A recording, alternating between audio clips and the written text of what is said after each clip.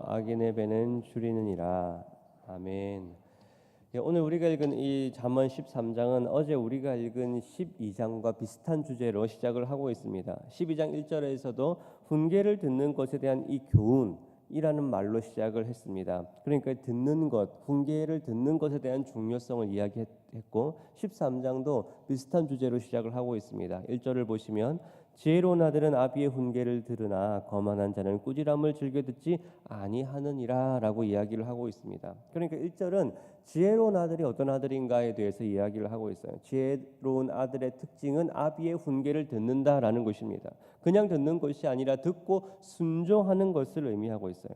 그런데 1절은 이제 아비의 훈계를 듣는 것인데 그냥 단순히 아비의 훈계를 듣는 것으로 끝나는 것이 아니라 더 나아가면 결국은 이것이 하나님의 말씀을 듣는 것으로 우리가 확대할 수 있습니다.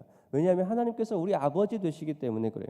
우리가 아버지를 존중해서 아버지의 그 훈계를 듣는 것처럼 우리가 하나님에 대한 신뢰를 통하여서 하나님의 말씀을 듣는 것이 참된 지혜라고 이야기를 하고 있습니다. 이것은 하나님에 대한 신뢰의 문제입니다. 그 말씀을 하신 분이 하나님이시기 때문에 그 말씀이 우리의 생각과 다를 수 있습니다. 우리의 감정과 우리의 정서와 다를 수 있고 우리가 그것을 용납할 수 없는 우리의 생각과는 다른 말이라고 할지라도 그러나 그 말씀을 하신 분이 하나님이시기 때문에 그 말씀을 듣는 것이 지혜라는 것입니다.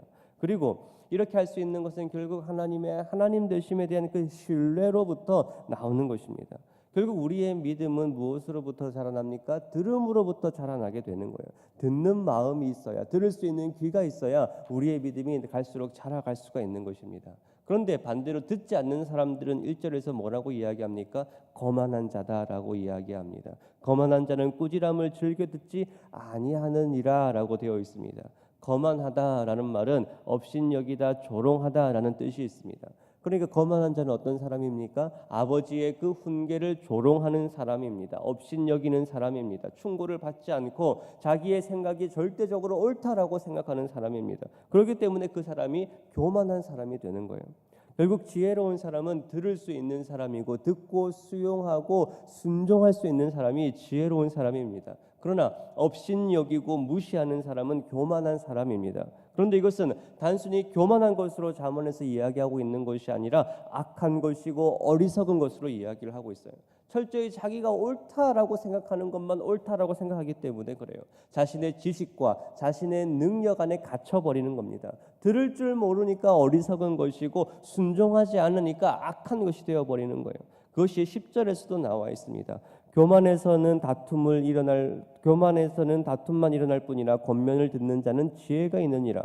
13절에 말씀을 멸시하는 자는 자기에게 패망을 이루고 계명을 두려워하는 자는 상을 받느니라.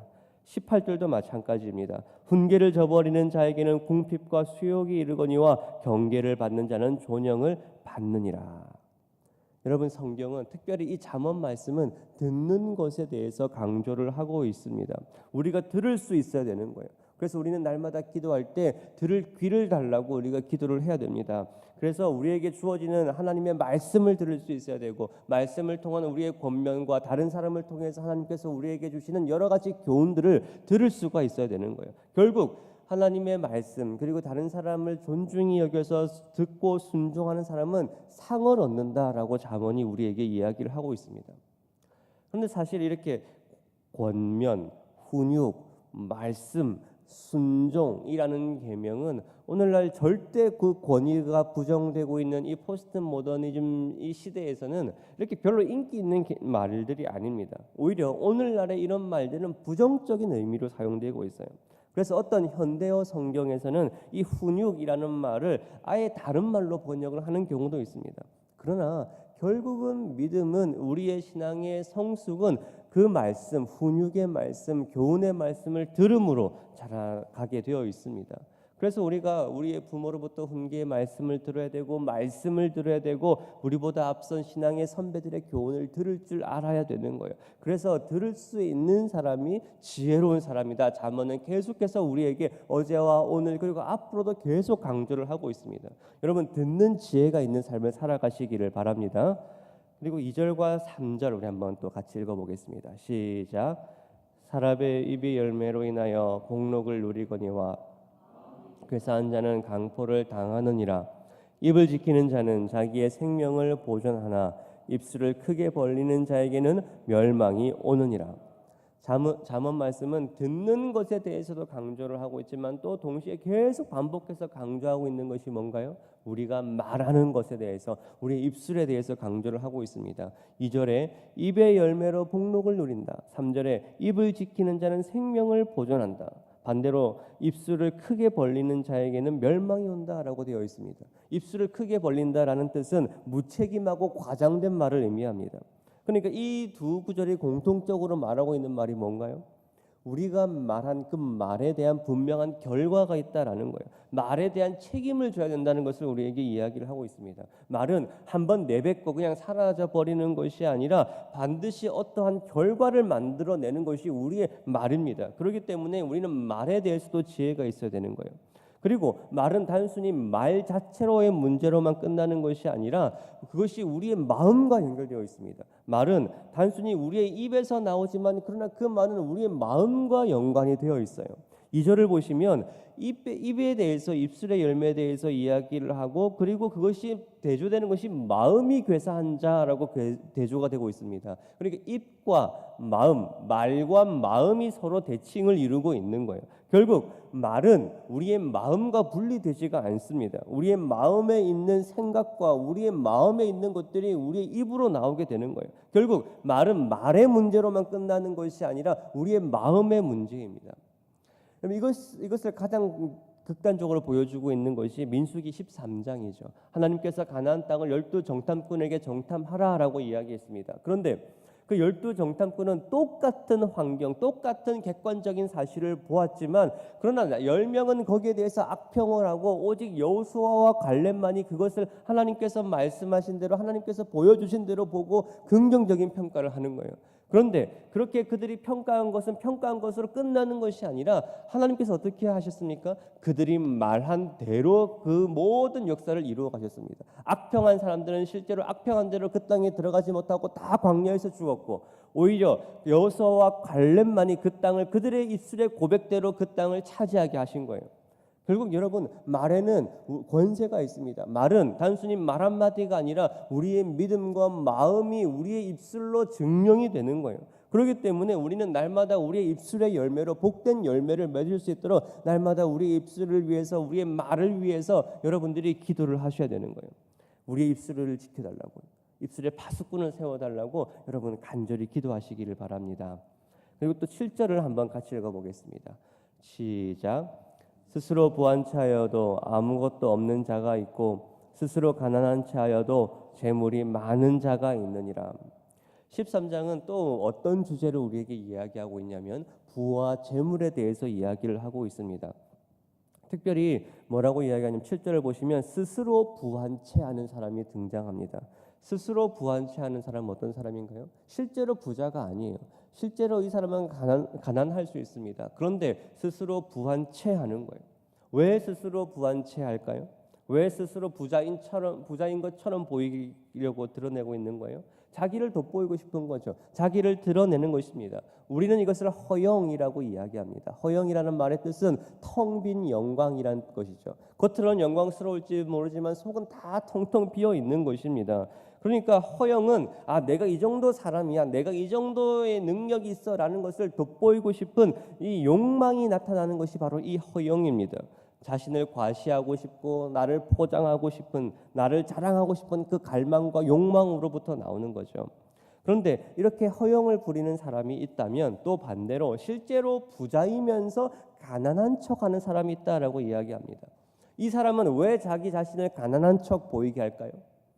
성경에서는 이 부자에게 가난하고 그리고 궁핍한 사람을 돌보라는 책임을 주고 있습니다. 이웃을 사랑하고 고아와 과부와 객을 먹이라라고 되어 있는 거예요. 그런데 그러기가 싫은 거죠. 내가 가진 것을 다른 사람에게 나누기가 싫은 것입니다. 남들에 나누어 주지 않기 위해 가난한 척을 하는 거예요. 가난한데 부자인 척하는 것은 뭐예요? 허영이지만 그러나 자기 것을 나누어 주지 않기 위해서 스스로 움켜쥐는 것, 스스로 가난한 척하는 것은 탐욕과 탐심입니다. 이 두 가지는 전혀 다른 것이지만 그러나 한 가지 공통점이 있어요. 그것이 무엇이냐면 둘 다 물질을 중요하게 여긴다라는 거예요.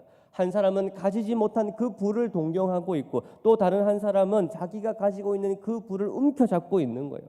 그런데 잠언 말씀은 이 부에 대해서 재밌는 표현을 합니다. 우리 8절 한번 같이 읽어보겠습니다. 시작.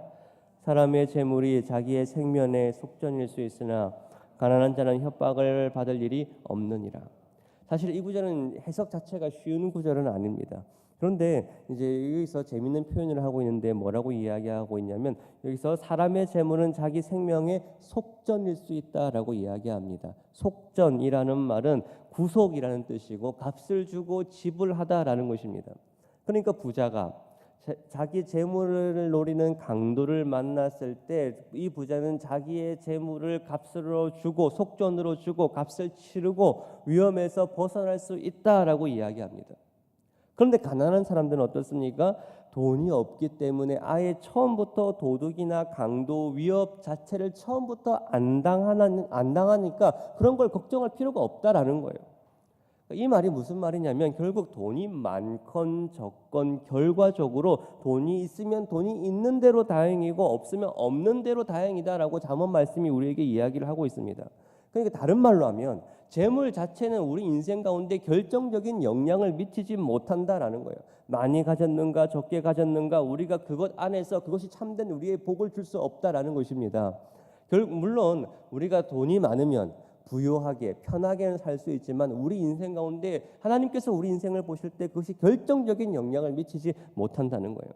실제로 우리를 밝게 빛나게 해주는 것, 우리를 드러나게 해주는 것이 무엇인가, 우리를 빛나게 해주는 것이 무엇인가 9절에서 이야기를 하고 있습니다. 9절을 보시면 의인의 빛은 환하게 빛나고 악인의 등불은 꺼지느니라.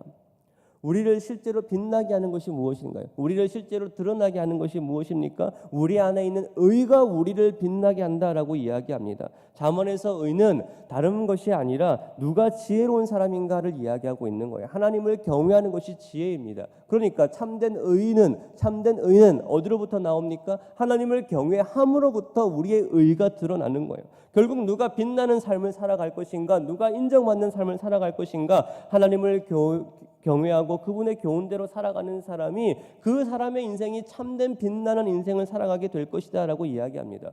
우리의 의는 우리가 무엇을 가지고 있는가 무엇을 없는가 그것으로 드러나는 것이 아니라 하나님과의 관계, 하나님과의 정체성이 우리의 의를 드러내고 우리의 삶을 빛나게 만들어주는 것입니다. 그렇기 때문에 하나님께서는 누구의 소망을 들어주시는가? 의인의 소망을 들어주시는 거예요. 12절을 한번 같이 읽어보겠습니다. 시작. 소망이 더디 이루어지면 그것이 마음을 상하게 하거니와 소원이 이루어지는 것은 곧 생명나무니라. 우리의 참된 기쁨은 어디에 있습니까? 우리가 오랫동안 고대하던 그 소망이 성취되어질 때 우리의 참된 기쁨이 있습니다. 마치 그것이 생명나무와 같다라고 이야기합니다. 생명나무가 있던 그 낙원의 기쁨과도 같은 그 기쁨, 우리의 소망이 성취됨을 통하여 우리가 누리게 되는 것입니다. 하나님께서는 누구의 소망을 들어주시는가? 하나님을 경외하는 의인의 소망을 들어주시는 것입니다. 그렇기 때문에 결국 우리가 무엇을 가지고 있느냐, 우리가 무엇을 이루어내느냐가 중요한 것이 아니라 우리가 어떠한 사람인가를 통하여서 우리의 인생이 빛나게 되고 우리의 소망이 성취가 되는 것입니다. 여러분 날마다 하나님을 경외하시고 그 말씀을 들음으로써 순종하는 삶을 살아가시는 복된 의인의 삶을 살아가시기를 소원합니다. 같이 기도하겠습니다. 서상수 집사님 감사한 금 드렸습니다. 사랑과 은혜가 충만하신 하나님 아버지